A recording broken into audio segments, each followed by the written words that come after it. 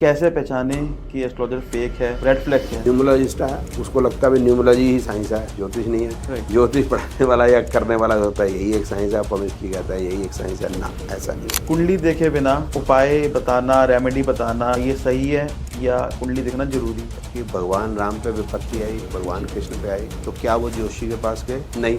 तो आपको किसी के पास नहीं जाना। अब साल का राजा मंगल हो गया, तो इसका मतलब अब मंगल जो है अब मंगल करेगा, ये क्या बात हुई? ज्योतिष को लेकर फियर मॉन्गरिंग, और हम भी पॉडकास्ट कर रहे हैं, पॉडकास्ट के द्वारा क्लेम किए जा रहे हैं कि अगर यहाँ पर नॉर्थ ईस्ट के अंदर बाथरूम होगा तो कैंसर होगा। तो हमें ये समझना है कि भाई जो वास्तु साइंस है वो तो कंस्ट्रक्शन की साइंस है। कैंसर बताएगा तो डॉक्टर बताएगा, ये बात कैसी कर रहा है? ये पॉसिबल है सर कि इतना जल्दी एस्ट्रोलॉजर न्यूमरोलॉजिस्ट बन सकते हैं, वेबिनार अटेंड करके बन सकते हैं? ज़्यादा तो मुझे लगता है कि एस्ट्रोलॉजी काफ़ी एक डीप साइंस है। भगवान राम को जेमस्टोन पेन नहीं गए थे, इधर से आलू डालो उधर से सोना निकले, ऐसे तो 2025 खराब होने वाला है। अब ये शनि जो 29 मार्च को चेंज होने वाला है, इसके बाद ये हो जाएगा, वो हो जाएगा, मेष राशि पे ये हो जाएगा। ये फियर मॉन्गरिंग है ना, पता नहीं चल रहा आपको, डरा रहा है। Welcome to the Ankit podcast. जैसे कि हम सब जानते हैं, एस्ट्रोलॉजी हमारी लाइफ में बहुत बड़ा रोल प्ले करती है, हमें सही बात दिखाती है।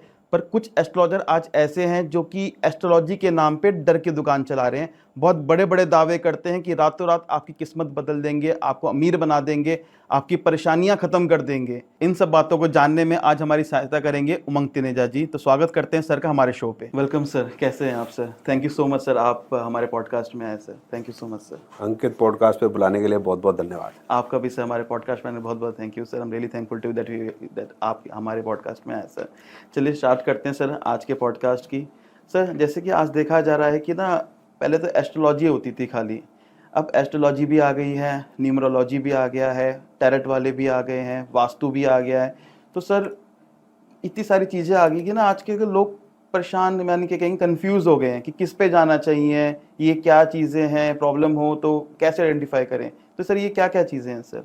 जब हमने ज्योतिष पढ़ना शुरू किया था, मैं अपनी बात कहता हूँ 92 एटसेट्रा से, तब तक वास्तु नहीं थी।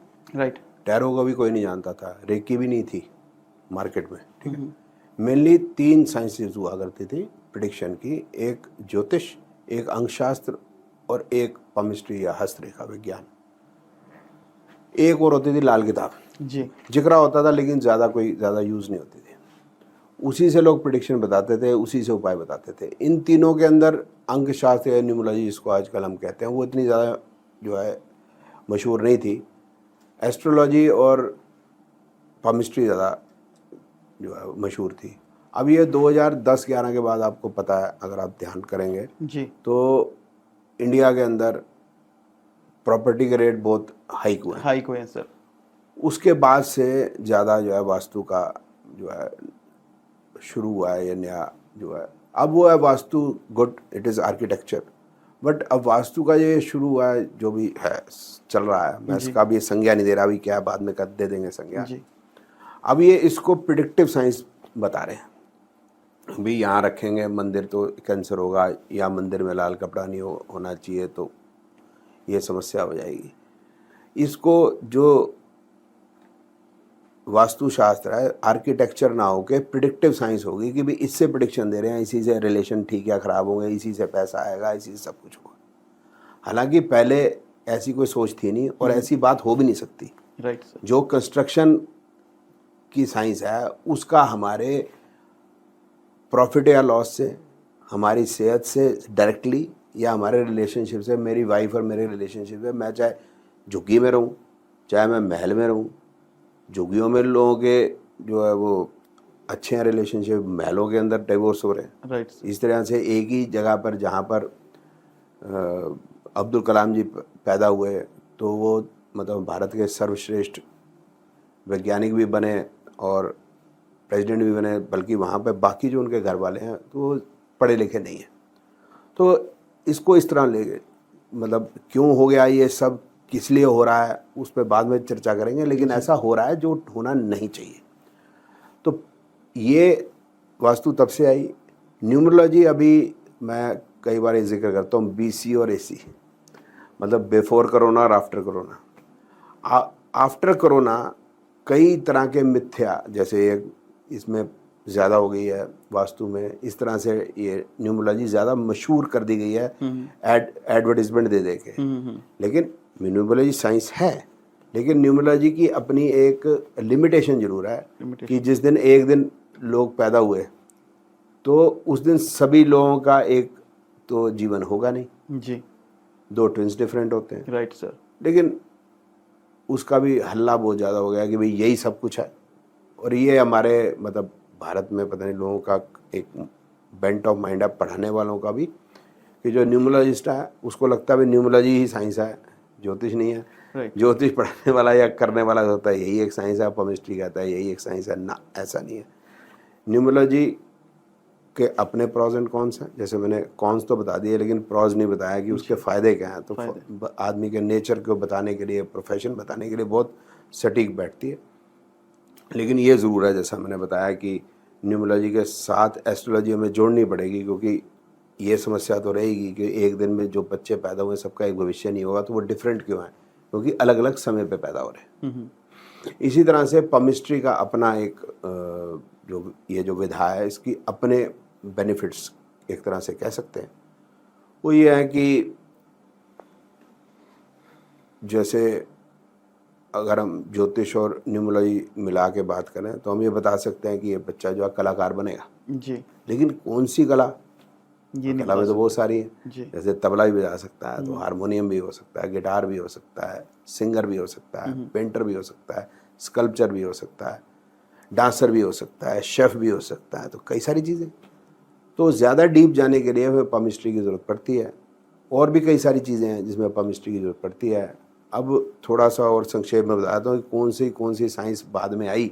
जी, जैसे रेकी बाद में आई, राइट। तो रेकी जो है वो वैसे हीलिंग कहते हैं उसको, प्रिडिक्शन कोई नहीं है, ठीक है ना। तो वो हील करते हैं, कितना कौन हील करता है इस सबके अपने अपने मत हो सकते हैं। मेरा अपना हो सकता है, किसी और का अपना हो सकता है, किसी को हम बात को गलत ठीक कहना उचित नहीं। इसी प्रकार से वास्तु का मैंने बता दिया। वास्तुशास्त्र तो हजारों साल से है, लेकिन अब इसको मोल्ड करके ये बात करनी कि इसी से ही रिलेशन खराब या ठीक होते हैं, इसी से खराब मतलब खराब होगा वास्तु तो हेल्थ ठीक खराब होगी या पैसा आएगा जाएगा, ये बात उचित नहीं लगती। फिर हमने जैसे इसके बाद आई एक रेकी के साथ ही करुणा रेकी, लामा फेरा, फेंग शुई, तो ऐसे बड़े सारे आए हैं। वो ज़्यादा दिन तक मतलब चल नहीं पाए और या तो रिजल्ट नहीं आए होंगे, मैं उस पर भी कमेंट नहीं करता, बट ऐसी चीज़ें आ रही हैं। लेकिन जो बेसिक प्रिडिक्शन की जो साइंस है वो 3 है, केमिस्ट्री, एस्ट्रोलॉजी और न्यूमरोलॉजी, और इसी से प्रिडिक्शन देनी चाहिए। इनकी अलग अलग जो है प्रॉज एंड कॉन्स हैं, कई बार मिला के उससे जो प्रिडिक्शन देते हैं वो बेहतर रिजल्ट देता है। तो किसी को प्रिडिक्शन चाहिए तो यही 3 विधा है। इसको छोड़ के एक फेज रीडिंग और एक ग्राफोलॉजी, वो एक तरह से बहुत कम चीज़ें पता कर सकते हैं, उसके नेचर पता कर सकते हैं। प्रिडिक्शन देना थोड़ा सा मुश्किल है। बस यही जो है असलियत है जो मैंने आपको बताई कि कौन सी साइंस पे कब जाना चाहिए। कुंडली देखे बिना उपाय बताना, रेमेडी बताना या करवाना, ये सही है या कुंडली देखना जरूरी है सर? नहीं, अगर आप ज्योतिष के उपाय की बात कर रहे हैं तो फिर तो कुंडली देखनी पड़ेगी जी, जनरल। वैसे बात कर रहे हैं कि बच्चा पढ़ नहीं रहा तो क्या है, तो एक भाई बेहतर टीचर लाया उसको ट्यूशन पढ़ाया जाए, तो उसका तो जन्म पत्री से कोई लेना देना नहीं भाई। ऐसा ना कि भाई घर में कोई समस्या आ गई है, कोई सीलन आ गया, तो किसको देगा भाई, आर्किटेक्ट को बुला के लाओ, है ना ऐसा। तो लेकिन आप ज्योतिष के उपाय की बात कर रहे हैं तो फिर आप ऐसे नहीं, किसी को जैसे बात हुई थी कि भाई मोती जो है पहनने से मन ठीक हो जाएगा, नीलम जो पहनाते हैं तो सबका सत्यानाश हो जाता है, पुखराज तो किसी को भी पहना दो, इस तरह से होता है। यू विल हैव टू सी दी जन्मपत्री। जन्मपत्री में ग्रह की स्थिति को देख के ही या ग्रहों की स्थिति को देख के ही उपाय बताने चाहिए। सर जैसे कि आज देखते हैं कि ना इंसान को प्रॉब्लम जब आती तब इन चीज़ों की याद आती है, तो किसके पास जाना चाहिए? एस्ट्रोलॉजर के पास जाना चाहिए, पामनिस्ट्री के पास जाना चाहिए, न्यूमरोलॉजिस्ट के पास जाना चाहिए? पहले तो मैं अपनी बात बता देता हूँ जी, कि मैं खुद ज्योतिष भी जानता हूँ, न्यूमरोलॉजी भी जानता हूँ और पमिस्ट्री भी जानता हूँ। जी सर। तो समस्या तो मुझे भी आती होगी। जी, तो अब मेरे को क्या देखना चाहिए? हमें अपने आप पे विश्वास रखना चाहिए। हमने ये सोचना चाहिए कि भगवान राम पे विपत्ति आई, भगवान कृष्ण पे आई, तो क्या वो जोशी के पास गए? नहीं। तो आपको किसी के पास नहीं जाना चाहिए, ठीक है, ऐसा मुझे लगता है। लेकिन फिर भी कई बार हेल्पलेसनेस की सिचुएशन है, तो गाइडेंस के लिए कि मेरा ये बुरा समय कब तक है, ऐसा अगर आप पूछना चाहते हैं तो तीनों विधा का अपना अपना लिमिटेशन है। जैसे अभी मैंने बताया आपको, बात चल रही थी कि न्यूमरोलॉजी जो है वो एक दिन में जितने बच्चे पैदा हुए उसी पे प्रेडिक्शन करेंगे। तो एक दिन में जो भी बच्चे पैदा हुए सबका एक ही दिन तो मैरिज नहीं होगी, सभी के बच्चे एक दिन तो नहीं होंगे, सभी की एक ही हेल्थ प्रॉब्लम तो नहीं होगी। इसका मतलब न्यूमरोलॉजी की अपनी एक लिमिटेशन है, बट कहीं ना कहीं ये हेल्प करती है ज्योतिष और पामिस्ट्री को मैरिज बताने में। कनाडा का वीज़ा कब लगेगा, पंजाब और गुजरात के तो बहुत क्वेश्चन है ये विदेश जाने के, उसके अंदर प्रोफेशन में। इस तरह से ज्योतिष की अपनी लिमिटेशन है कि लिमिटेशन की बात ये करके भी उसको एक ज़रूरत है ये बताने के लिए कि आदमी का लेवल या स्टेटस ऑफ मनी, ठीक है, उसके लिए हमें न्यूमरोलॉजी साथ में चाहिए। क्योंकि अगर ग्रह यहाँ बैठा, जनरली हम कहते हैं कि ये 10 में बैठा है, 11 में बैठा है, बहुत कमाएगा, तो बहुत कितना है, तो कितने की एक तो बात होगी। दूसरा साथ में जैसे प्रॉपर्टी व्हीकल परचेज है, लिटिगेशन है, इसके को बताने के लिए न्यूमरोलॉजी की हेल्प मिल जाए तो ज़्यादा बेहतर प्रेडिक्शन हो। अब पामिस्ट्री की अपनी लिमिटेशन भी है और फ़ायदा भी है। फ़ायदा ये है कि जिसका डेट भी नहीं पता, टाइम भी नहीं पता, वो कहाँ जाएगा, तो फिर पामिस्ट के पास जाएगा। लेकिन पामिस्ट्री की लाइंस होती हैं क्योंकि, तो कैलकुलेट करना बड़ा मुश्किल होता है टाइमिंग ऑफ द इवेंट, जो हम न्यूमरोलॉजी या एस्ट्रोलॉजी में बता सकते हैं। साथ ही साथ जो है कि मैरिज हो गया, चाइल्ड बर्थ हो गया, तो उसकी टाइमिंग पता करने में जितना मैं पामिस्ट जानता हूँ इतना आसान नहीं है, दिक्कत आती है। लेकिन प्रोफेशन में और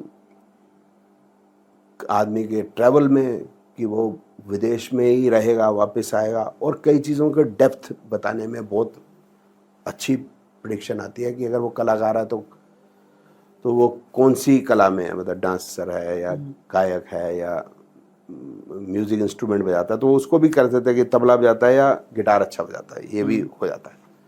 और भी चीज़ें हैं कि उसका जो अट्रैक्शन टुवर्ड्स आजकल तो चल ही रहा है LGBTQ, ये ज़्यादा जो है पामिस्ट्री से पता चलता है। तो अलग अलग चीज़ों के बेनिफिट हैं, या यूँ हम कह सकते हैं तीनों विधाओं की अपनी अपनी लिमिटेशंस भी हैं और फ़ायदे भी हैं।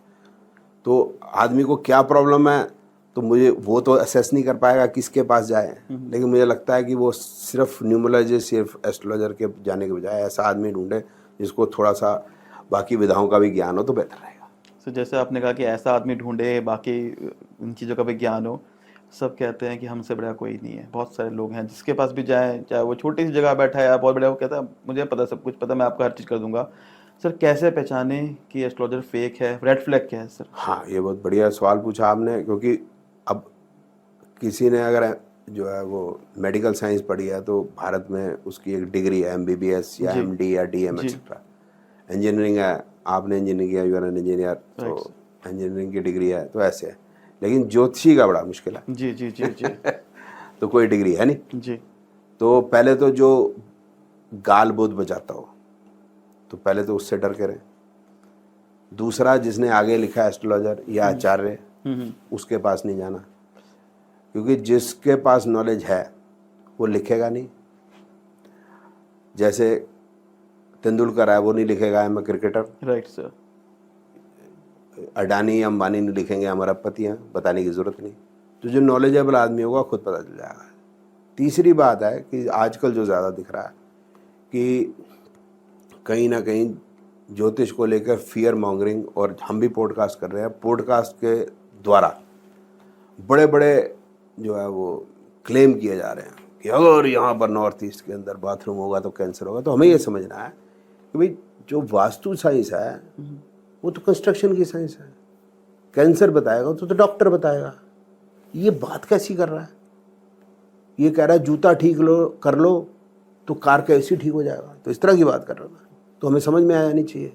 और बात है कि ये कहता है कि मैं तो उसकी ज़िंदगी बदल दूंगा, आपकी ज़िंदगी बदल दूंगा, ये रख लो या यूं कर लो, ऐसा उपाय मैं जानता हूँ।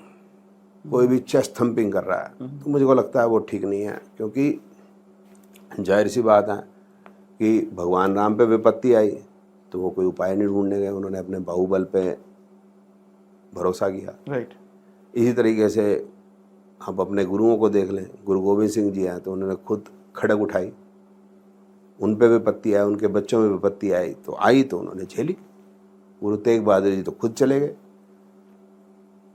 औरंगजेब से लड़ने के लिए। लड़ना तो मैं नहीं कहूँगा, लेकिन उसका चैलेंज जो है स्वीकार किया उन्होंने जी। और पता था, मुझे तो ऐसा लगता है पता ही था कि भाई वापस पता नहीं आएंगे नहीं आएंगे। और उनके साथ उनके महान चेले भाई दयाला, भाई सतीदास मतीदास के, ये हैं हमें समझना है कि सत्य कौन बोल रहा है, जैसे मैंने आपको समझाया, और साथ में मानव इंसान के भले के लिए कौन काम करने की कोशिश कर रहा है। और ये लोग, आप काफ़ी लोग तो अपने को गुरु घोषित कर चुके हैं। Right right. तो हमें ये भी देखना है ना भी गुरु कौन है, किन्होंने हमें जो है वो त्याग किया जिसकी वजह से आज हम हिंदू हैं, ये तो हमें भी तो देखना है ना। अब कोई क्लेम कर रहा हो तो मान जाओ, ये तो ठीक नहीं है। लिख लेते गुरुदेव, ऐसा लिखते हैं, राइट। इनमें वो गुरुदेव नहीं है, सिंपल सी बात है, उसको लिखने की क्या जरूरत है। सर जैसे कि अभी बता रहे थे आप, मैं ना कई टाइम से मैं एस्ट्रोलॉजर से मिल रहा हूँ, एस्ट्रोलॉजी पे पॉडकास्ट कर रहा हूँ मैक्सिमम। सर मैं बहुतों से मिलता हूँ सर, कईयों के सामने ना नाम क्या लिखा होता, डॉक्टर लिखा होता है।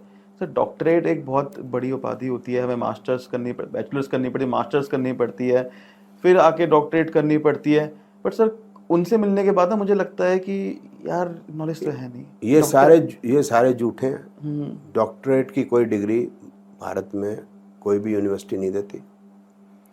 ये पीछे काफ़ी चल पड़ा, इनमें जो एक DRHS रावत लिखते हैं, हमें डॉक्टर HS रावत, और वो और 2-3 और उनके साथ लोग हैं, उनका काम धंधा ही ये बन गया था कि वो शनिवार इतवार को कॉन्फ्रेंस ये करानी और एडवर्टाइजमेंट दे दी कि भाई डॉक्टर लिख देंगे, साथ में एक पुरानी थकी पिटी जो है हीरोइन को बुला लेनी या कोई डांसर बुला लेनी, जिसको ये सेलिब्रिटी कहते हैं, उनको बुला के उनके हाथ से ये दिला देने डॉक्टरेट की डिग्री, जो टोटली इलीगल है, क्राइम है। तो हमने इसकी रिपोर्टिंग भी की। ओके। और इसके बीच में एक वो शिल्पा शेट्टी जी हैं, वो भी डॉक्टरेट की डिग्री बांटने निकल गई थी। गोविंदा साहब हैं, वो भी डॉक्टरेट की डिग्री। और ये दो मुझको लगता है कि इनको शायद समझ नहीं होगी कि ये डॉक्टरेट की डिग्री ऐसी दे देंगी तो what they are doing. Right. तो डॉक्टरेट की डिग्री तो यूनिवर्सिटी अपने यहाँ देगी। और अजय साहब ने बिल्कुल ठीक बताया कि पोस्ट ग्रेजुएशन करने के बाद या MPhil करने के बाद फिर बच्चा अप्लाई करेगा, यूनिवर्सिटी उसको देखेगी, उसको इंटरव्यू करेगी कि भाई ये इस लायक भी बच्चा है या नहीं। तो स्टाइपेंड मिलता है PhD में। ऐसे तो वेस्ट गवर्नमेंट का पैसा क्यों करना, यूनिवर्सिटी का पैसा क्यों करना, है ना जी। फिर बच्चे को 3 से 5 साल 7 साल भी लग जाते हैं। Right sir. करने के थीसिस लिखने पड़ते हैं, थीसिस लिखने पड़ते हैं, बड़ी मेहनत है। अब वो बच्चे जो हैं इतनी मेहनत से डॉक्टरेट कर रहे हैं, उसके बाद फिर और रिसर्च करेंगे जी, प्रोफेसर बनेंगे, ये सिर्फ जाके एक दिन में जाके डॉक्टरेट ले आते हैं। तो इसके अगेंस्ट हमने बड़ा अभियान चलाया और काफ़ी सक्सेस मिली। काफ़ी लोगों ने तो डर के मारे अपने डॉक्टरेट हटवा ली खुद ही। रावत साहब ने नहीं हटवाई। और एक डॉक्टर अंकित बत्रा लिखता है, इन दोनों का काम रह गया, वो हम कर देंगे, इनको हटानी पड़ जाएगी। वी आर इन्हें जो थोड़े से हठी हैं तो इनका हट भी ठीक हो जाएगा, क्योंकि there is a law in this country, कोई कानून चल रहा है, इस तरह से नहीं है। तो इन्होंने बाद में जो कॉन्फ्रेंसेस की हैं, मैं फिर बता रहा हूँ कि इन्होंने यहाँ 27 नक्षत्र करके चंडीगढ़ में करने की कोशिश की थी, वो हमने बंद करा दी। फिर वियतनाम में जाके डॉक्टरेट बांट रहे थे, वो हमने बंद करा दी। और भी करा रहे हैं हम, तो इसके तो बिल्कुल हम अगेंस्ट है। और पूरा अभियान चल रहा है हमारा, ताकि ये मामला जो है गलत है, इलीगल है, ये बंद हो जाए। और धीरे धीरे मतलब ये बंद हो ही जाएगा। अब तो ये मतलब मरणासन स्थिति में है।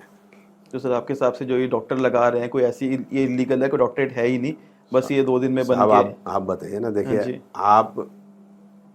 आपने इंजीनियरिंग की है जी, इंजीनियरिंग की डिग्री है आपको, हाँ जी, डॉक्टरेट किया है, उसकी डिग्री है, काम किया है उसने, ऐसे कोई थोड़ा ना डॉक्टरेट मतलब लगा लेगा। ऐसे वो है कि किसी सेमिनार में गए और उनको डॉक्टरेट दे दिया गया, लाइक कि जैसे गेस्ट। सब मैं अपने आगे कैप्टन थोड़ा लगा दूंगा, हाँ जी।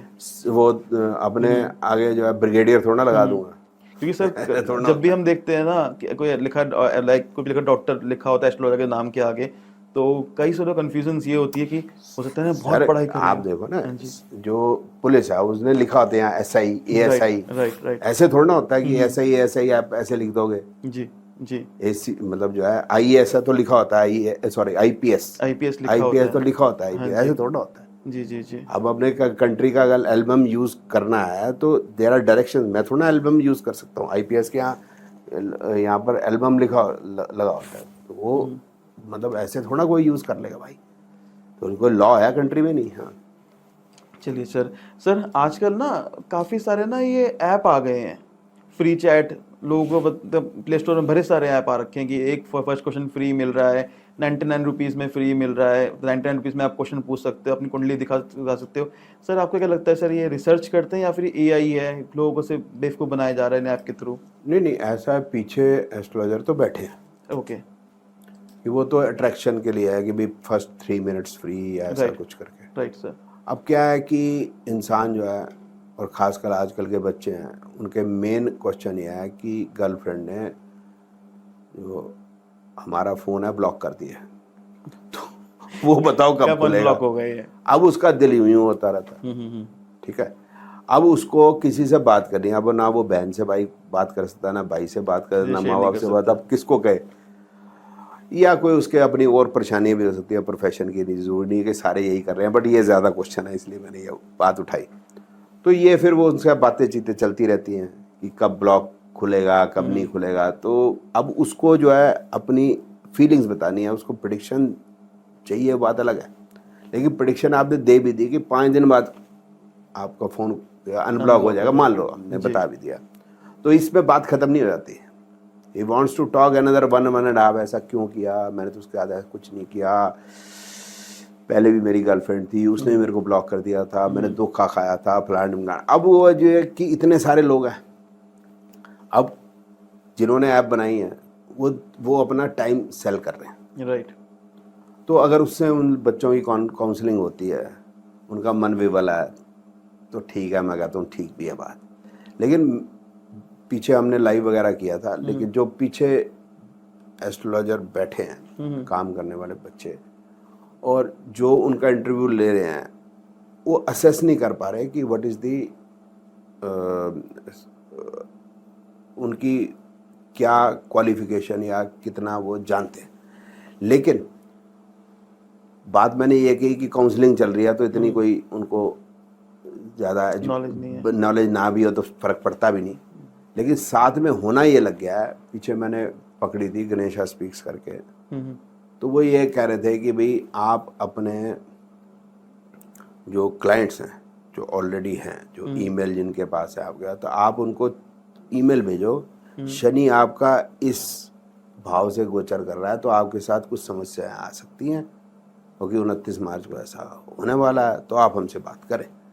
मतलब आप इंस्टिगेट करो, या सीधी सीधी बात करें कि डराओ अपने क्लाइंट को कि वो आए, ताकि पैनिक क्रिएट हो।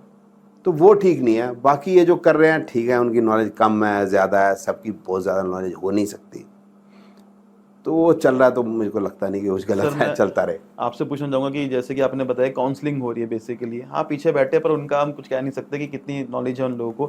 किसी को अगर प्रॉब्लम है, एक्चुअल में इशू है और थोड़ा बड़ा इशू है, ये चलो कॉलेज वाली लाइफ से अलग हटके, तो ये ऐप पे जाना चाहिए या नहीं जाना हाँ, चाहिए? वो मुझे नहीं लगता कि जाना चाहिए, मेरा अपना ये मत है, क्योंकि जो पूछने वाला भी है उसको नहीं मालूम उसकी क्या नॉलेज है। तो उन्होंने जो ऐप वालों ने लिख दी है, और जो ऐप वाले मैंने आपको बताया जिस तरह से मैंने बताया, तो उनकी इंटेंशंस जो हैं उसी पे क्वेश्चन मार्क है मुझे। बाकी यहाँ गपशप के लिए, टाइम बिताने के लिए अच्छा है। सर आजकल ना देखा जा रहा है ना, कई सारे एस्ट्रोलॉजर्स, वास्तु एक्सपर्ट जो हो गए, न्यूमरोलॉजिस्ट हो गए, ये ना कोर्सेज, क्रैश कोर्स निकालती हैं चीज़ों के, वेबिनार्स अटेंड करो, एस्ट्रोलॉजर बन जाओ, 3 महीने में अब न्यूमरोलॉजिस्ट बन जाओ। ये पॉसिबल है सर कि इतना जल्दी करके, तो इतनी कम टाइम में आप एस्ट्रोलॉजर, न्यूमरोलॉजिस्ट बन सकते हैं, वेबिनार अटेंड करके बन सकते हैं? ज़्यादा तो मुझे लगता है कि एस्ट्रोलॉजी काफ़ी एक डीप साइंस है, काफ़ी टाइम लगता है इन चीज़ों के अंदर। तो 3 महीने तो छोड़, 3 दिन बता रहे हैं। हम्म। फैक्चुअल बात यह है कि आप अगर राशियों के नाम याद करने लगोगे तो एक तो है कि रटा मार लिया, एक हो गया कि एब्जॉर्ब हो गया, दैट विल टेक 1 मंथ, ठीक है ना। फिर जैसे मैं अपना बताऊं तो उससे आइडिया हो जाएगा कि पहले आपको बेसिक ज्योतिष सीखनी पड़ेगी। बेसिक मतलब का मतलब है कुंडली कैसे बनाए, दशा के ऑर्डर क्या है, दशा के साल कितने हैं, कैसे कैलकुलेट होती है, प्लैनेट हाउस साइंस के करेक्टरिस्टिक्स क्या हैं, उनके आपस के रिलेशनशिप क्या हैं, उसको दशा से कैसे कोरिलेट करना है, जनरल जो या अप्लाइड एस्ट्रोनॉमी क्या है। तो इतना कुछ पढ़ने पढ़ाने में 3-4-5 महीने लग जाएंगे एब्जॉर्ब होने में। अब जब वो भी आप मनन करते रहो, ऐसा नहीं पढ़ना बार बार, मनन करने के लिए। और उसके बाद जो प्रिडिक्शन में चले जाएंगे तो जो भी आपको टीचर बताएगा, तो टीचर प्रिडिक्शन बताने के बाद उसको आपको प्रिडिक्शन को जो है टेस्ट भी करना पड़ेगा। ये मैं इसलिए कह रहा हूँ कि जब हम स्कूल में पढ़ते हैं कि भाई व्हाट इज़ फोटोसिंथेसिस, तो बताते हैं भाई वो धूप पड़ती है पत्ती के ऊपर तो उसके अंदर जो है फोटोसिंथेसिस होता है। तो वाटर आता है, रूट से ऊपर आता है, वो फिर जो है कार्बन डाइऑक्साइड के साथ रिएक्ट होता है, CO2 + H2O is equal to glucose C6H12O6, फिर हम उसकी इक्वेशन को बैलेंस करते हैं। ये तो बड़ा आसान है। लेकिन जब हम प्रिडिक्शन की बात कर रहे हैं तो हमने किसी को कहा कि आप प्रॉपर्टी परचेज करोगे 4 साल के बाद, तो 4 साल हमें इंतज़ार करना पड़ेगा ये देखने के लिए कि आप प्रिडिक्शन ठीक गई कि नहीं गई। आप देखो, आप पढ़ तो लिया आपने, अब बिलीव करना कि ये सिस्टम लगता है नहीं लगता, क्योंकि भारतीय ज्योतिष के अंदर कई सारे सिस्टम इतने सारे हैं, बंदा सिस्टम पढ़ते पढ़ते ज़िंदगी उसकी पूरी हो जाती है, सिस्टम नहीं ख़त्म होते। तो पहले आपको जब तक कुछ साल हो नहीं जाएंगे ये समझने के लिए कि which system is working for what, you will not be able to understand कि भाई अब आप प्रिडिक्शन कर सकते हैं। तो फिर आई कैसे, जब आपने उसको स्थापित ही नहीं किया। तो it will take few years for you पढ़ने के बाद भी कि वो प्रिडिक्शन ठीक आएंगी या नहीं आएंगी। मेरे बात समझ रहे हैं आप? मैरिज हमने बताई 2 साल बाद, 2 साल बाद पता चलेगा ना, या अगर उससे पहले मैरिज होगी तो पता चल गया भाई प्रिडिक्शन गलत हो गई। तो जब तक आपने 25, 30, 50 पे की नहीं तो उसमें से 10 गलत होंगी, 40 ठीक होंगी, तब जाके आपको समझ में आएगा ना आप कहाँ खड़े हो। राइट। ये इस तरह से बता रहे हैं, और वो बता रहे हैं ज़्यादातर, मैं तो नहीं बता रहा, ये वो बता रहे हैं जो आफ्टर कोरोना वाले जोशी, और वो जो काफी बूम आया इन चीजों में, और आफ्टर कोरोना वाले Joshi, and that they are not teaching, they are selling course. अब उससे आप समझ भी लो कि व्हाट इज द मानसिकता बिहाइंड इट। मानसिकता क्या है, सेलिंग द कोर्स, और दूसरा बाइंग द कोर्स। तो मुझे भी कहता है आपका कोर्स, आप अपना कोर्स कितने में सेल करते हो? मैं कहा मैं भाई कोर्स सेल नहीं करता, मैं पढ़ाता हूँ। अच्छा आपके इसमें कितना डिस्काउंट है? मैं कहा मेरी साइट पे देखा ऐसा लिखा हुआ है 500 काट के 250 या 200, नहीं लिखा ना, जो है वो है। तो ये जो ज़्यादा ड्रामेटिक है, this is marketing skills use कर रहे हैं, दिस इज मार्केटिंग ओनली। इस तरह से नहीं होता भाई। आपने भी इंजीनियरिंग की है, राइट। 4 साल इंजीनियरिंग करने के बाद जब हम मार्केट में खड़े होते हैं क्या आता है हमें? कुछ नहीं। आर्किटेक्चर 5 साल करने के बाद वो कुछ बिल्डिंग का जो है डिज़ाइन कर सकता है नहीं, उसको अपने किसी सीनियर के पास काम करना पड़ता है, तब जाके वो 4-5 साल के अंदर कुछ सीख पाता है जिससे वो बिल्डिंग को डिज़ाइन कर सके। वही हमारा इंजीनियर्स का हालत है। ये ऐसे बनाए जा रहे हैं, मतलब जैसे मतलब इधर से वो है ना, इधर से आलू डालो उधर से सोना निकले, ऐसे थोड़ा होता है। सर आपकी बात सुन के ना मेरे फादर कहते थे, नॉर्मली मेरे फादर कहते थे कि ना एक 50 साल MBBS करा हुए ज़्यादा बेटर होता है 30 इयर्स के MD से, क्योंकि उसके बाद इतने एक्सपीरियंस आ जाते हैं, इतने सारे केसेस देख लेता है, तो केसेस से आधी चीज़ सीख लेता है। नहीं, experience is one thing. Second, हमारे ज्योतिष में ये समस्या है, एक्सपीरियंस ही नहीं है। हमारे ज्योतिष में विधा होता है। अब आपने अगर MBBS कर ली तो एक ही विधा है ना, इधर विधा होता है, तो विधा में कौन सी विधा ठीक है? क्योंकि वही जो कोर्स बेच रहा है वो लाल किताब का भी कोर्स बेच रहा है, वो KP का भी कोर्स बेच रहा है, वो वैदिक का भी कोर्स बेच रहा है, वो जैमिनी एस्ट्रोलॉजी का भी कोर्स बेच रहा है, वो तो बतेरे सारे कोर्स बेच रहा है। और वो खुद नहीं बता रहा कि कौन सा लग रहा है, वो न्यूमरोलॉजी भी बेच देता है बाद जी, में जी, जाके, जी। वो आगे वास्तु भी बता रहा है, तो भाई प्रेडिक्शन कहाँ से होगी?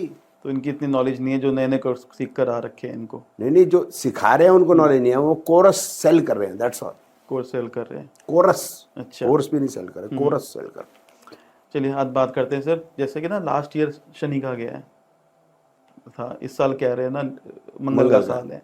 बहुत सारे एस्ट्रोलॉजर्स बोल रहे हैं कि कुछ होने वाला है, मंगल का साल है, लाल रंग को रिप्रेजेंट करता है, कुछ भगदड़ मच जाएगी, कुछ वर्ल्ड वॉर होने वाला, किसी ने कहा कि वर्ल्ड वॉर होने वाला है, एक ने कहा इंटरनेट जाने वाला है, कुछ ने कुछ कह दिया। आपके हिसाब से क्या लगता है इसे क्या होने वाला है इस साल सर? नहीं, वो जो मतलब हमारा सिस्टम है भारतीय ज्योतिष का, उसके अंदर पंचांग आपने देखा होगा, लिखा होता है इस साल का राजा ये, मंत्री ये, तो एक सिस्टम है कि भाई साल जब शुरू होगा, जैसे गुड़ी पड़वा या चैत्र प्रतिपदा के शुक्ल पक्ष का पहला जो दिन है, वो अगर मंगलवार पड़ रहा है तो साल का राजा मंगल हो गया। राइट।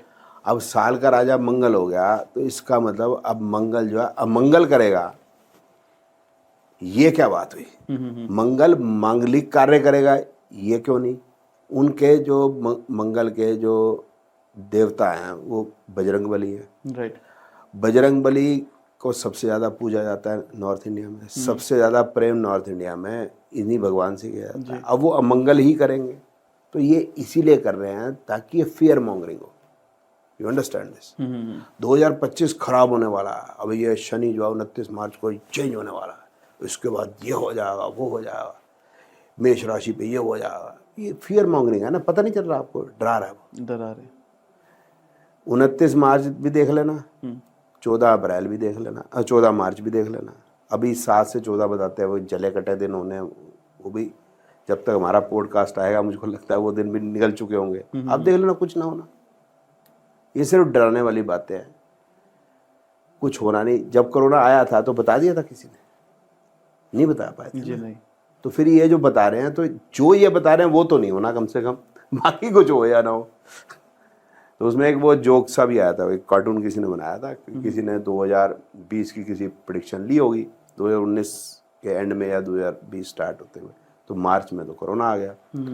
तो एक वो कार्टून का एक फोटो बनी हुई थी, एस्ट्रोलॉजर के घर के बाहर कोई खड़ा है पीछे चप्पल लेके, कि बताऊं तुझे कि भाई तुम बता क्यों नहीं पाए? बता क्यों नहीं पाए? तो ये इस तरह की, जिस तरह ये बात कह रहे हैं कि भाई प्रलय आ जाएगी, फलाना हो जाएगा, ढिमकाना हो जाएगा, इसको मुंडेन एस्ट्रोलॉजी कहते हैं ज्योतिष में। ये इतनी परिपक्व या इतनी सटीक नहीं बैठती जिससे हम इस तरह की जो है बात कर सकें कि जिस तरह ये बता रहे हैं।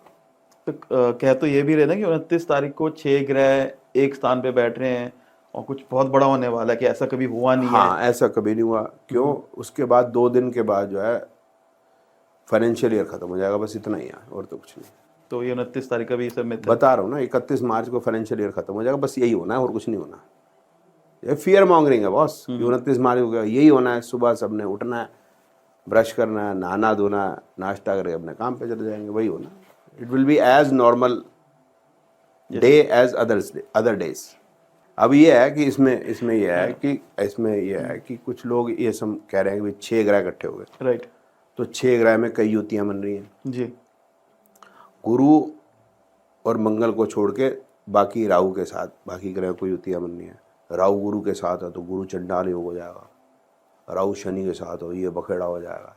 इन लोगों को पता नहीं है, ये सब जाके देख लें सॉफ्टवेयर्स के अंदर। 4 फरवरी 1962, जी। 3 भी हो सकती है, इतना मेरे को याद पक्का नहीं, 8 ग्रह इकट्ठे थे। और पता कर लें 3 या 4 फरवरी, ये 2 दिन है कि कुछ हुआ था दुनिया के अंदर, कुछ नहीं हुआ। अब ये जो बात है गुरु चंडाल हो जाएगा, राहु शनि से ये हो जाएगा, वो हो जाएगा, ये बेफालतू की बातें। इस दिन कई सारे बच्चे पैदा होने हैं, इसी के दिन कई लोग जो है जीवन पूर्ण भी होना है। इसी समय हम बात कर रहे हैं जो, तो भी कुछ लोग जन्म ले चुके हैं, कहीं का जन्म हो चुका है, कहीं का जीवन पूर्ण हो चुका है, और ये लगातार चलता रहता है। अब उस दिन जो है 29 तारीख को, ऐसा नहीं होने वाला कि बहुत ज़्यादा लोग मर जाने वाले हैं या बहुत ज़्यादा कहीं कोई अर्थक्वेक आ जाएगा। अगर 6 ग्रह इकट्ठे हो जाते हैं तो कुछ हो जाता है। अब ये एक एस्ट्रोनॉमिकल फिनोमेना भी अगर देख लो आप, तो मीन राशि है जी। हम राशि की बात कर रहे हैं, तो राशि का मतलब यह है कि उसके अंदर मिलियंस ऑफ स्टार्स, राइट। जो हमें दूर तक दिखते हैं, तो उसके अंदर फिश जैसी, 2 फिश जैसी एक आकृति सी बनती है। उसके अंदर 5 ग्रह। अब आप सोचो, सन एक स्टार है, स्टार का ग्रह से अगर वजन की तुलना की जाए, ग्रेविटेशनल पुल की तुलना की जाए, तो कहने का मतलब सोलर सिस्टम्स में से सन को छोड़ के बाकी सब कुछ निकाल दिया जाए, तो सन का जो वेट या ग्रेविटेशनल पुल है दैट इज 99%। अब उस मिलियन स्टार्स के अंदर you are talking about they 5 ये ग्रह आ जाएंगे, तो मतलब पता नहीं क्या हो जाने वाला है। आप खुद बताओ क्या होने वाला है। एस्ट्रोनॉमिकली भी कोई ऐसी कोई बड़ी चीज़ नहीं हो रही। एस्ट्रोलॉजिकली तो मैं बता ही चुका हूँ आपको, कुछ होने नहीं वाला। ये 4-4, 5-5 ग्रह तो बड़ी बार आते जाते रहते हैं। मैं तो 8 ग्रह की बात बता रहा हूँ, तब कुछ ना हुआ। ये तो ऐसी बातें हैं, बस करते हैं, इनको करने दो। सर जैसे भी आप बता रहे थे ना कि 1962 को भी ये सीन हुआ था, सर वैसे कह सकते हैं 1962 में इंडिया चाइना वार हुई थी सर? नहीं, 4 या 3 फरवरी को हुई थी, नहीं हुई थी। मैं तो उसकी बात बता रहा हूँ ना। अच्छा, उसमें हंसते हैं आप ये 3 और 4 फरवरी को बताओ ना कि वॉर हुई या नहीं हुई। तो फिर 1965 को क्यों हुई? उसमें तो फिर 5 प्लान इकट्ठे नहीं थे। फिर 71 में क्यों हो गई? फिर ये भी तो बात करो ना। फिर वर्ल्ड वार का बताओ कि 1939 हुई थी तो कितने ग्रह हुए थे? तो आप ये ना करो ना कि भाई इकट्ठे हुए तो फिर हमारे पे और चाइना पे असर क्यों हुआ, बाकी दुनिया पे क्यों नहीं है? फिर ये बताओ कि एग्जैक्टली कहाँ होगा। Understanding my point? अगर कोई अर्थक्वेक बता सकता है तो एपीसेंटर बताए ना भाई। वो भुज होगा, वो दिल्ली होगी, या कुछ होगा। अभी ये वो भविष्य मलिका करके है, सबसे पहला जो मिसाइल है दिल्ली पे गिरेगा, दिल्ली पे गिरेगा। अरे भाई ऐसा बोल दोगे यार तुम? Just what he is saying, Delhi पे मिसाइल आ जाएगी। आप समझ रहे हैं आप क्या कह रहे हैं? बिल्कुल। भारत चारों तरफ से एंटी मिसाइल टेक्नोलॉजी लगी हुई होगी। रशिया से खरीदे हुए हैं सारे इक्विपमेंट, अपने भी लगे हुए हैं। हवाई जहाज है हमारे ऊपर से सैटेलाइट्स देख रही हैं, हमारी अपनी सैटेलाइट्स हैं। भारत की सक्षम सेना है, और ये भाई साहब दे रहे हैं जी भारत पे, क्या दिल्ली पे मिसाइल गिरेगा। आप समझ रहे हैं आप क्या कह रहे हैं? और आज के समय पे जियोपॉलिटिक्स के हिसाब से भी सोचा जाए, कोई भारत से लड़ने वाला नहीं है। रीजन क्या है कि पूरी दुनिया की इकॉनमी भारत ही चला रहा है। ठीक है। दूसरा, अभी आपने जैसे देखा कि जो यूक्रेन का जो प्रीमियर है, राइट, और जो अमेरिका के प्रीमियर है ये ट्रम्प साहब, जेलेंस्की, और इनमें काफ़ी जो कुछ हुआ है, तो इसका मतलब है कि यूरोप और अमेरिका की हालत ख़राब है। रशिया से अकेले ये नहीं लड़ पाए, और रशिया को खड़े करने वाला कौन है? हम। वो जितना पैसा खर्च कर रहा है, वो हमें तेल बेच रहा है, हम उसको तेल का भुगतान कर रहे हैं रुपए में, इसलिए वो आज तक खड़ा हुआ है। नहीं तो रशिया को बड़ी मुसीबत पड़ जाती। मैं ये नहीं कहता लड़ नहीं सकता, बड़ी मुसीबत पड़ जाती। हम आज की डेट में सबसे स्ट्रांग कंट्री होके खड़े जी। पहले जब भी लड़ाई होती थी पाकिस्तान से, तो 4 परमानेंट मेंबर्स एक तरफ होते थे, रशिया हमारे साथ होता था। रशिया हमारे साथ होता था। अब आप मेरे को बता दो, में भी हुआ था सर। ठीक है, अब आप मेरे को बता दो, 5 जो कंट्रीज हैं जो परमानेंट मेंबर्स हैं, उनकी और हिंदुस्तान के आपस में अब क्या संबंध है? आज वो 5 जो परमानेंट मेंबर्स हैं, उनके साथ हमारे अलग संबंध हो चुके हैं। 71 में तो हमारी हालत बहुत खराब थी, 65 में बहुत। आज हमारे पे मिसाइल अटैक हुआ, तब तो कर नहीं पाया अमेरिका, आज हम पे होगा। ये कैसी बातें करते हैं, कुछ भी बोलते हैं भाई। इनको बोलने में कोई जबान है ना, जो मर्जी बोल दो, सनसनी हो जाएगी, वो वीडियो चलेगी, वायरल हो जाएगा। तो आप कह रहे हैं कि वायरल होने के कुछ भी बोल देते हैं ताकि वो यूनिक दिखे और वायरल हो, तो सामने तो ये कॉमन सेंस ही बात नहीं बैठ रही यार। ज्योतिष तो ठीक है, कोई कॉमन सेंस या कोई जियोपॉलिटिक्स है, सिर्फ ज्योतिष ही एक साइंस है, ये तो नहीं है ना सर। आजकल ना देखा भी जा रहा है कि ना एक चीज भी देखी जा रही है कि ब्लैक मैजिक को ना जोड़ा जा रहा है एस्ट्रोलॉजी से। तो सर क्या ब्लैक मैजिक भी एस्ट्रोलॉजी का पार्ट होता है? नहीं, ज्योतिष से उसका कोई लेना देना नहीं, ब्लैक मैजिक का। तो नॉर्मली आपको तो ब्लैक मैजिक वो तांत्रिक वगैरह करते हैं। तांत्रिक वगैरह। क्योंकि सर मैंने एक रील देखी थी, उसमें ना वो कह रहे थे कि एक मटके के अंदर शहद डाल के शमशान में रखा हो तो पैसा ही पैसा बरसेगा। हाँ, वो शमशान गया ही नहीं आज तक। शमशान तो आजकल सीमेंटेड है, तो गाड़ोगे कैसे? अब तो कुदाल लेके जाएगा या वो बड़ी मशीन लेके जाएगा जो वहाँ खड्डा करेगी, वो क्या होती है नाम याद नहीं आ रहा मुझे, शॉवल। हाँ, वो लेके जाएगा और उसको तोड़ेगा और उसके अंदर तू शेड डालेगा। कौन करने देगा भाई तेरे को ये काम? और इसका मतलब तूने पहले करके देखा होगा, तो तेरे पास कितने पैसे आए तू बता। अगर तेरे पास इतने पैसे आ गए हैं तो फिर तेरी कोई फैक्ट्रियाँ लगी होंगी या तू अरबपति हो चुका होगा, वो तो तू हुआ नहीं। तो ये पॉडकास्ट ही आई है। वो जो पॉडकास्ट ही आया है वो सब ये भूत चुड़ैल वालों को ही बुलाता है, वो खुद पॉडकास्ट ही है। मैं नाम उसका भूल गया, मैं तो ले लेता। He is talking this nonsense. दूसरी बात है काला जादू होता है या कुछ है, आपने देखा होगा एडवर्टीजमेंट वगैरह जो आती है उसमें यही आता है, कोई मेरा किया काट दे उसको 1 लाख रुपए इनाम, 21 घंटे में चमत्कार, चेहरा देख के दिल का हाल बताने वाले, बाबा मूसा बंगाली, बस स्टैंड के पीछे, रेलवे स्टेशन के पास। जनरली आप देखोगे उसके बाद वो महीने के बाद वो एडवर्टीजमेंट आती नहीं, खुद महीने बाद अपना चेहरा दिखाने लायक रहते नहीं। वो ये बात करते हैं काला जादू। भी काला जादू का नीला क्यों नहीं है, पीला क्यों नहीं है, हरा क्यों नहीं है, गुलाबी क्यों नहीं है? और अगर काला जादू करना ही है तो मैं तो सबसे पहले, अगर भाई साहब मुझे आ जाएगा, सबसे पहले मैं तो अंबानी पे करूँगा, उसका पैसा ले लूँ। और अगर ये तांत्रिक इतना ज़्यादा काला जादू है तो फिर मोदी क्यों है प्राइम मिनिस्टर, फिर ट्रम्प क्यों है प्रेसिडेंट? समझे तो बात को समझ नहीं आ रही ना। फिर हम अपनी सेनाएं क्यों रखी हुई हैं? सब जाके अपनी भूत चढ़ा चढ़ा दें उनके सैनिकों के ऊपर, और वो ऐसे बोलिए तो मोहिनी विद्या वाला एक अस्त्र चलाया था वो, आपको याद होगा, रामचंद्र जी ने, तो ये भी चला दे, कर ले फिर। आजकल ये भी चल रहा है ना कि कई सारे एंटिटी ऐसी सिद्ध कर लो उसको, तो आपके कान में बताएगी ये चीज और आपके काम पूरे हो जाएंगे, पैसा देता है हाथ से, ये सब चीजें चल रही है। सिद्ध करना, देखो सिद्ध करने का मतलब बताता हूँ। अभी सुबह के टाइम पे मेरी वाइफ जो है, she had some problem in the back, वो एंटर करी जो डॉक्टर साहब के पास, तो वो उन्होंने कहा उनको रूमेटिक डिजीज़ के लिए इन डॉक्टर के पास जाना। तो मैं मजाक में बोला मेरी वाइफ को, तेरे को रोमांटिक डिजीज़ होगी, तो मैं उसको लेके गया। तो वो वाइफ मेरे एंटर किया डॉक्टर के पास, तो उसने कहा मेरे पीठ में ये होता है, उसने कहा अपने हाथ दिखाइए, नेल्स दिखाइए, दिखा दिया।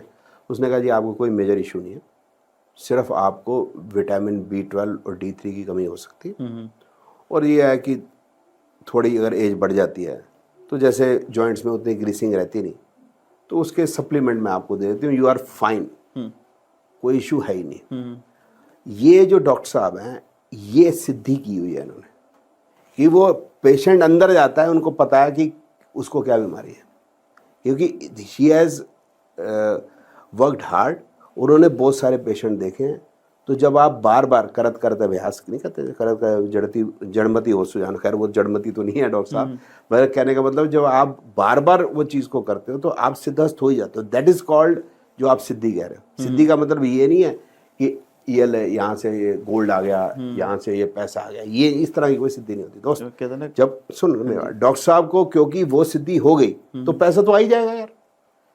आप समझे मेरी बात? एक शेफ है, अगर अच्छा खाना बना सकता है तो उसको बहुत लोग आएंगे, सिद्धि होगी ना उसके पास, तभी तो लोग आ रहे हैं। KFC का मतलब चिकन बिकता है, खैर मैं तो खाता नहीं, लेकिन उसका कोई अच्छा उसने मेन्यू बनाया ना, उसने सिद्धि की, पैसा आ रहा है ना। तो पैसा ऐसे आता है, ये उसको पता नहीं किस तरह से बोलते हैं, जो मर्जी बोलते हैं। देखो पैसा जो है वो बाय प्रोडक्ट है आपकी सिद्धि का, राइट। सीधा समझें तो माता लक्ष्मी जो है विष्णु जी की भार्या है, राइट। आप अगर जन कल्याण का कार्य करेंगे तभी आएगा पैसा, तो आएगा ही। जैसे मैंने बताया डॉक्टर साहब हैं, अभी मैंने एग्जांपल दिया, जन कल्याण का काम ही तो कर रही है। अगर किसी को बीमारी है, कोई पेन है, कोई दर्द है, कोई समस्या है, तो वो डॉक्टर साहब ने काम कर दिया। इस तरह से आपका टैक्स है, चार्टर्ड अकाउंटेंट जो क्या कर रहा है, पैसा तो लेगा भाई, लेगा। तो सर्विस दे रहा तो पैसा लेगा, सर्विस देगा, अच्छी सर्विस देंगे, अच्छा पैसा आएगा। जिसकी सर्विस अच्छी है, जो लॉयर की सर्विस अच्छी है, बिगर लॉयर, ही टेक्स मोर फीस। तो आप इस तरह से सोचो ना कि मैंने कल्याण करना है, पैसा तो उसका जो है बाय प्रोडक्ट है, वो तो आ ही जाएगा भाई। ये समझ नहीं पाते। जी जी। आजकल ना ऐसा देखा जा रहा है कि कई सारे रील्स फेमस हो रही हैं कि स्विच वर्ड है कि आप ये वर्ड बोलो पैसा आ जाएगा, ये चीज़ कर लो अचानक से आपके पास धन आ जाएगा, कहीं ना कहीं से आ जाएगा। आपको ज़रूरत है, कहीं से पैसे नहीं आ रहे हैं, ये लिख लो, ये हो जाएगा, ये हो जाएगा, आपके पास आ जाएगा। बिजनेस में कस्टमर्स नहीं आ रहे, ये वर्ड बोलते जाओ, तो कस्टमर आ जाएंगे, पॉसिबल आपको लगता है सर? सर बड़े बड़े अरबपति हैं, जैसे मार्क जुकरबर्ग है, हम्म उसका पैसा कहाँ से आ रहा है? ऐसे ही आ जाता है, फेसबुक से आ रहा है, हम्म मेटा, स्टीव जॉब्स है एप्पल से, अंबानी अडानी वो भी कुछ काम कर रहे हैं, बिजनेस से ही आ रहा है ना, ऐसे स्विच वर्ड से तो नहीं आ रहा। अभी हमारी बात भी हुई थी कि जन कल्याण का कार्य करेंगे तो पैसा आएगा। फेसबुक जन कल्याण का कार्य करे, लोगों को मिला रही, आपस में लोग बातचीत कर रहे हैं, बिजनेस कर रहे हैं, एक प्लेटफॉर्म खुल गया, इंस्टाग्राम ऐसे प्लेटफॉर्म खुल गया, तो सब अपना जन कल्याण का कार्य कर रहे हैं। अडानी सेब भी बेच रहा है, अडानी ने अपनी शिपिंग कंपनी है, अडानी अंबानी है, इंटरनेट कितना सस्ता हो गया, अब वो कमा रहे हैं, ये बता रहे हैं स्विच वर्ड से होगा। अब स्विच वर्ड जो है वो इटालियन है। अब इटालियन समझिएगा रोमन साम्राज्य, रोमन साम्राज्य आपने भी पढ़ा, मैंने भी पढ़ा है, उस जैसा बारबेरिक साम्राज्य कोई नहीं हुआ, ठीक है बात। उनके स्विच वर्ड पैसा दिलाते हैं, उनके स्विच वर्ड, उनके पास वो स्विच वर्ड थे, लेकिन दुनिया के अंदर सोचो ध्यान से, अधिकतर पैसा किसके हाथ में है? गुजराती, मारवाड़ी, बनिया, सिंधी, जो ये पूरा जो खित्ता कह रहे हैं, बेल्ट है, जो गुजरात, राजस्थान और ये सिंध में जाती है, इसको छोड़ के बहुत कम लोग हैं ज्यूस, जैसे मार्क जुकरबर्ग है, ज्यूस है, उन्हीं के पास पैसा है, बाकियों के पास तो है नहीं। ये तो स्विच वर्ड यूज नहीं कर रहे, फिर क्या हम हिंदू हैं, हमारे मंत्र जो है वो बेकार हो गया, हमारा जो ओम का उच्चारण है वो बेकार हो गया, हमारे मंत्र जो है वो सारे बेफालतू के हो गए, ये अब स्विच वर्ड आ गए। अब स्विच वर्ड बेचने आए होगी, ये नई चीज़ है, अब आम लोगों को पता नहीं बोला, चलो यार बोल लेने में क्या है, हार जाए तो हर्ज कोई नहीं है, अब बोल लो, लेकिन भाई पैसा तब आएगा जब आप जन कल्याण का काम करेंगे, सिंपल। अब जैसे आप पॉडकास्ट कर रहे हैं, अब आपका ऑब्जेक्टिव क्या है कि मैं किसी को लेके आऊँ, उसकी बात लोगों के सामने रखूँ, पैसे की तो कोई बात है नहीं, पैसा अपने आप आएगा, कहाँ से आएगा ये तो कोई नहीं जानता, लेकिन जन कल्याण का काम हो तो आएगा भाई, यही है तरीका। अब ये इस तरह से पैसा नहीं आता। माता लक्ष्मी और विष्णु जी, वो जो मैंने आपको समझाया, अगर काम विष्णु जी की तरह करोगे तो लक्ष्मी जी बाहर हैं, वो तो साथ में आएंगी। लक्ष्मी जी अकेली नहीं आती, अगर आएंगी कुबेर की तरह अगर आएंगी तो वो साथ में नहीं रहेगा। तो अकॉर्डिंग टू ये सब फेक है, सब सेल करने मैं तो आपको बिल्कुल प्रैक्टिकल बात बताई है, खुद ही जज करो। और सर वो जो चला आ रहा है आजकल कि हाथ पे लिख लो, नंबर लिख लो, इस कलर से लिख लो, पीछे सिर पे लिखो, मैंने आपकी रील देखी थी कि सिर पे पीछे लिखो सिर दर्द नहीं होगा, हाथ पे इस तरफ लिख लोगे तो कर्ज निकल जाएगा। ऐसी रील कईयों ने बनाई होगी, लेकिन मेरे हाथ पड़ी थी संदीप बजाज साहब की रील, वो बोल रहा है कि सिर दर्द है तो पीछे जो है 51 नंबर लिख लो ग्रीन पेन से। अब जो है मैंने भी ये बोला था कि आपकी वाइफ को भी कभी सिर में दर्द हुआ होगा, तो वो कैसे लिखे, उसके तो बाल हैं। अब मेरे को बताओ कि कितनी औरतों को गंजी करना पड़ेगा, या गंजों का क्या करेंगे हम। और अगर ये लिखने से सिर दर्द होता है, लिखने से सिर दर्द ठीक होता है, तो भाई बड़ी अजीब सी बात है, आज तक डॉक्टर्स को तो पता नहीं था। समस्या क्या है, ये ऐसा बता रहे हैं कि कार ठीक करानी है तो मोची के पास जाओ, कपड़े सिलवाने हैं तो धोबी के पास जाओ, या फिर आर्किटेक्ट के पास जाओ, ये इस तरह की बातें कर रहे हैं। हाथ से लिख देने से पैसा आ जाए, हाथ में लिख देने से पैसा आएगा, फिर बताओ अंबानी अडानी कहाँ से आया है पैसा, हाथ से लिखने से आया है। अच्छा तुम्हारे पास क्यों नहीं आ रहा, और जिसके पास इस तरीके से आएगा वो बताएगा नहीं। तो बताओ ना, उसका तो ट्रेड सीक्रेट है, क्यों बताएगा वो। कोका कोला अपना वो बताता है केमिकल, नहीं बताता ना, ट्रेड सीक्रेट है, और लोग बना लेंगे। KFC अपना नहीं बताता है, ट्रेड सीक्रेट है। तो ये बता रहे हैं, ये बड़े ज्ञानी और दानी है, कमाल है। तो आपके हिसाब से ये सब कहेंगे कि बेफजूल की बातें हैं सारी, वो जाहिर सी बात है, कुछ नहीं। आप बताइए ना कि भाई इनकी वाइफ ने कभी तो सिर दर्द हुआ, अपने बाल गंजे किए, नहीं सही तो फिर बताओ ही नहीं है। फिर जब ये यंग थे, अब तो इनके बाल नहीं रहे बजाज साहब के, इन्होंने अपनी गंज करी सर दर्द ठीक करने के लिए, खुद अपने अप्लाई नहीं किया, दूसरों को बता रहे हैं, कैसे हो सकता है। और अगर हम देखते भी इनके पॉडकास्ट में तो लिख के ही आ रहे होते हैं हाथ में ही भी, इनकी आप बात कर रहे हैं। नहीं वो लिख के आ रहे हो तो उससे मतलब नहीं, तो पैसा कहाँ है भाई, पैसा कहाँ है। ये आप देखो तो कि एक ही कोट पहने हुए हैं सारे, जब भी पॉडकास्ट देगा नीला कोट ही पहन के आते हैं साहब, तो कहाँ से पैसा इनके पास। ये बताते हैं पहाड़गंज में रहते थे, पहाड़गंज में ही रहते हैं, इन्होंने कोई कोठियाँ बना ली हों, इन्होंने कोई बहुत ट्रैवल्स कर ले हों। मेरे को तो आप देखते हो, आज मैं अमेरिका में होता हूँ तो कल मैं कनाडा में होता हूँ, तो परसों मैं मैक्सिको में होता हूँ, तो 4 दिन के बाद मैं यूरोप में होता हूँ। वो मैं पैसे के लिए काम कर ही नहीं रहा, मैं तो वही हिसाब पकड़ लिया कि भाई जन कल्याण का काम करो, पैसा तो उसके साथ आ ही जाएगा। सर बात करते हैं ना वास्तु की, मुझे ये ऐसा लगता है, मतलब मेरा ये अपना एक पर्सनल ओपिनियन है, मैं कई सारे वास्तु देख रहा हूँ तो मुझे लगता है वास्तु वाले ना भगवान में इतना बिलीव नहीं करते। कि आपको क्या लगता है कि, क्योंकि मैंने कई रील देखी हैं, एक की ये रील थी कि वो कहते हैं कि नॉर्थ ईस्ट ठीक कर लो, भगवान की जरूरत ही नहीं है आपको। मतलब ऐसा पॉसिबल है कि भगवान की जरूरत है, नॉर्थ ठीक ठीक कर लिया तो सब कुछ कर लिया आपने, एक सामान उठा के यहाँ रख दिया तो वो ठीक हो गया। मैंने एक रील देखी थी, उसमें वो कह रहे थे कि ना मेरे पास एक केस आया, डिवोर्स हो रहा था उनका। मैंने उनसे पूछा आपकी एल्बम कहाँ पर है, एल्बम कहाँ पे है? वो एक और हाँ, था, वो थे ना सर, एक बहुत पहले 10 साल पहले चले थे, बाबा चले थे कि वो समोसा आ रहा है सामने, समोसा कब खाया था? वो चीज लाल चटनी से हरे चटनी से, हाँ कौन सी, निर्मल बाबा। हाँ वहां पे रुकी पड़ी है, आपकी कृपा रुकी पड़ी है। तो मुझे लगता है सर कि नॉर्थ ईस्ट ठीक करने से यार इन चीजों से भगवान की जरूरत नहीं पड़ती, क्या भगवान की जरूरत ही नहीं है आपने आपको? 2-3 क्वेश्चन पूछ लिए इसके अंदर। एक तो भगवान की जरूरत नहीं है, तो भगवान को पहले जो है हम डिफाइन कर लेते हैं। भा से भूमि, गा से गगन, वा से वायु, आ से अग्नि, ना से नीर, जी। पंच तत्व। अब पंच तत्व से हमारा शरीर बना हुआ है, पंच तत्व ही हर जगह पे हैं, अब उसकी जरूरत नहीं है। और वास्तु का बेस ही पंच तत्व है। जितनी भी हमारी पौराणिक साइंसेज हैं, चाहे ज्योतिष ले लो, वास्तु ले लो, आयुर्वेद, उसका बेस ही पंच तत्व है, बेस ही भगवान है। उसी को मना कर रहे हैं आप। मेरे समझ नहीं आ रही क्या करें। फिर ये बता रहे हैं कि नॉर्थ ईस्ट ठीक कर लो। नॉर्थ ईस्ट कैसे ठीक होगा ये तो बताओ। वो बताया नॉर्थ ईस्ट में मंदिर रखो, मंदिर में लेकिन लाल कपड़ा मत रखो, मंदिर में फिर जोत ना जगाओ। तो बड़ी बड़ी बातें हैं इनकी। तो मंदिर में जोत ना जगाएं तो कहाँ जगाएं? फिर अगर जोत नॉर्थ ईस्ट में जल सकती तो मंदिर वहाँ इनके हिसाब से रखा नहीं था। मंदिर फिर कहाँ रखें जहाँ जोत जले? फिर ये बताएंगे भाई साउथ ईस्ट में रखो, जागनी कौन है, लेकिन वहाँ पर अगर मैं रखूँ तो वहाँ पर मंदिर का स्थान नहीं है। तो ये खुद ही कन्फ्यूज है। इनको कहना क्या है, दे डू नॉट नो। फिर इनको प्रॉब्लम वही है जो लाल से और गेरुए से इनको प्रॉब्लम है। समझ में आ गया आपको? लाल जो कपड़ा है वो माँ के साड़ी का वस्त्र का रंग है। लाल लंगोट बजरंग बली पे चढ़ेगा। बजरंग बली और माँ को छोड़ के बताओ आप और मैं कहाँ जाए? अब यह कि भगवान किया, हमारे भगवान का मतलब यहाँ हो गया कि भाई एक तो मैंने पंच तत्व से बताने की कोशिश की, बाद में भगवान त्रिगुणात्मक शक्ति लेके बैठे, ब्रह्मा विष्णु महेश। वो शक्ति हम सभी में है, हम ही उस भगवान के अंश हैं।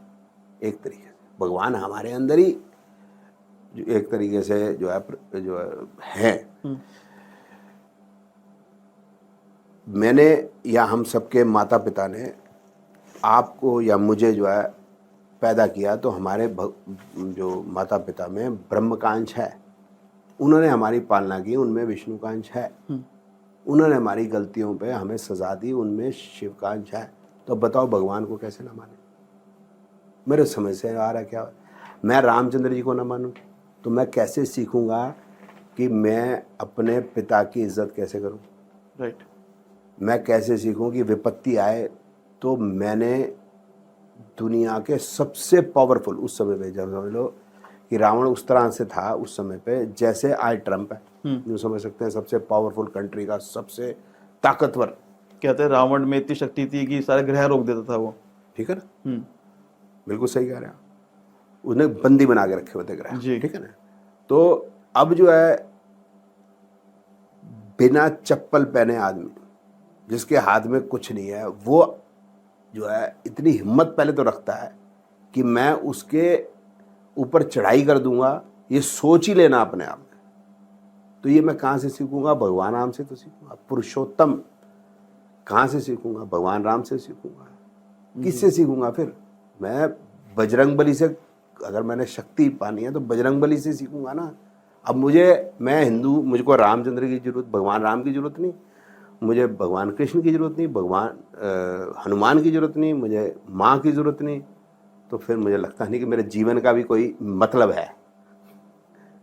भैया बेस्ट भाई कौन हो सकता है? कहाँ से सीखेंगे? लक्ष्मण से सीखेंगे ना, भरत से सीखेंगे ना। भरत से सीखेंगे। तो ये हमें सिखाने के लिए है ना, आप समझो बात को। ये मतलब बेतुकी बात है, अगर ऐसे किसी ने कही है तो इट इज इलॉजिकल। और सर ये भी कहते हैं कि सामान यहाँ से वहाँ डिस्प्लेस कर दोगे तो आपकी चीज़ें हो जाएंगी, अच्छी हो जाएंगी। ये भी कहा जा रहा है, कई बार कहा जाता है कि नहीं, अरे वो यहाँ पे ये बना हुआ है, नहीं नहीं गलत नहीं, तुड़वा दो उसको। नहीं, वो है कोई यहाँ घड़ा रख लो, हाँ। यहाँ पर जो है पानी की पेंटिंग लगा लो, यहाँ गांव का दृश्य लगा लो, तो ये हो जाता है। मुझे समझ नहीं आता। मन चंगा तो कटौती में गंगा।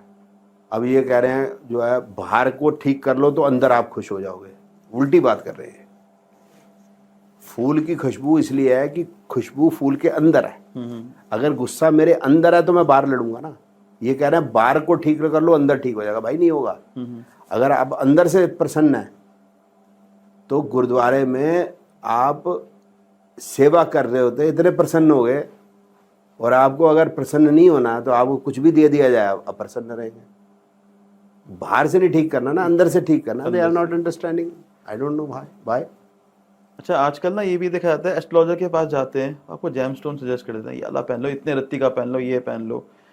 तो क्या सर जेमस्टोन से ही सब कुछ चीजें ठीक हो जाती हैं? देखो बात आ गई उपाय की, राइट। क्या उपाय से सब कुछ ठीक होगा। फिर बात क्या है कि क्या जेमस्टोन से सब कुछ ठीक होगा। तो मैंने जो आपने पॉडकास्ट शुरू किया था तो बात ये हुई थी कि भाई जन्मपत्री के बारे में बात हुई, किसके पास जाए जन्मपत्री दिखाएं या विपत्ति आए। तो मैंने ये कहा था कि भाई अपने ऊपर विश्वास करें। तो मेरे को भी देख लो आप, कितने जेमस्टोन मैंने पहने हुए हैं आपके सामने जी। तो जेमस्टोन का अगर बेनिफिट है, जैसे हमारे शास्त्रों में लिखा है भाई पुखराज गुरु का है, शनि का नीलम है, तो ये मैं नहीं कहता कि कोई फर्क नहीं है, कोई फर्क नहीं पड़ेगा, लेकिन इसी से फर्क पड़ जाएगा और जिंदगी बदल जाएगी, ऐसा कुछ नहीं होने वाला। तो आप कह रहे हैं इसका फर्क है पर लिमिटेशन है? बहुत लिमिटेशन है भाई। अगर बेनिफिट भी मिलेगा तो 5% ही है। भगवान राम कोई जेमस्टोन पहनने नहीं गए थे जब विपत्ति आई थी। भगवान कृष्ण जी को जेमस्टोन पहनने नहीं गए थे, ना उपाय के लिए गए थे। अगर जो है उनको महाभारत में विभिन्न ताकतवर मतलब जो है गुरु द्रोण, भीष्म पितामह इत्यादि, उनके साथ लड़ना था तो युक्ति लगानी तो कोई जेमस्टोन से थोड़ा ना होगा। तो आपको बुद्धि प्रयोग करने की, बल प्रयोग करना पड़ेगा। इस तरह से करना। जरासंध का अगर जब उनको वध करना था तो फिर उन्होंने युक्ति लड़ाई, वो नहीं कर सकते कि ये भीम ही कर पाएगा। तो आपको सोचना है उस तरीके से। आप जेमस्टोन पहनने से क्या थोड़ा ना होगा, या कोई और उपाय से तो सर ये जैसे सोच, आप कह रहे हैं सोचना होता है, कहते हैं ना मन। मैंने जैसे जितो मेरे को जितना पता है ना, मैंने मोती के बारे में सुना है, कहते हैं कि मन विचलित होता है तो मोती पहन लेते हैं, तो आपका मन विचलित नहीं होता, आपको एक कंसेशन में अच्छी चीज़ें मिलती हैं। तो एक ये सब एक लिमिटेशन तक है बस। नहीं, ऐसा है कि पहले तो यूं बात करना है कि मोती जो है मन के विचलित होने को ठीक कर देता है। तो ये यू कैन नॉट से लाइक दिस, मतलब एक जेमस्टोन किसी को भी पहना लोगे रिजल्ट सेम होगा, ऐसा नहीं होगा। किसी के लिए वो मोती कुछ करेगा, किसी के लिए मोती कुछ करेगा। वो देखना पड़ेगा चंद्रमा की प्लेसमेंट क्या हो सकता है। चंद्रमा का जो जेमस्टोन आप बता रहे हैं, मोती या पर्ल, हो सकता है उसको विचलित ही कर दे। वो डिपेंड करेगा कौन सी पोजीशन है उसकी जन्मपत्री के अंदर। सर आपके हिसाब से पितृदोष क्या है? अगर है, एग्जिस्ट करता है, तो कैसे पहचान सकते हैं? ठीक है, मेरे पिताजी जो है उर्दू के ज़बरदस्त ज्ञाता थे, संस्कृत एक्सटेम्पोर बोलते थे, इंग्लिश तो बोलते ही थे। भाई मेरे को तो नहीं लगता मेरे पूर्वजों में भाई कोई दोष है। अगर किसी को लगता है कि भाई कि आपके पूर्वज जो हैं उनमें कुछ खोट थी तो भाई तुम्हारे होगी, मेरे तो नहीं। काल सर्प दोष, 3 बड़े हॉरर से नाम डाल दिए, ये क्या है सर आपके हिसाब से? है बिल्कुल सही पकड़े आपने, 3 हॉरर नाम डाले। राहु केतु के एक तरफ ग्रह हो तो ये काल सर्प माना जाता है, ऐसे मानते हैं। तो ये तो तेंदुलकर के भी है।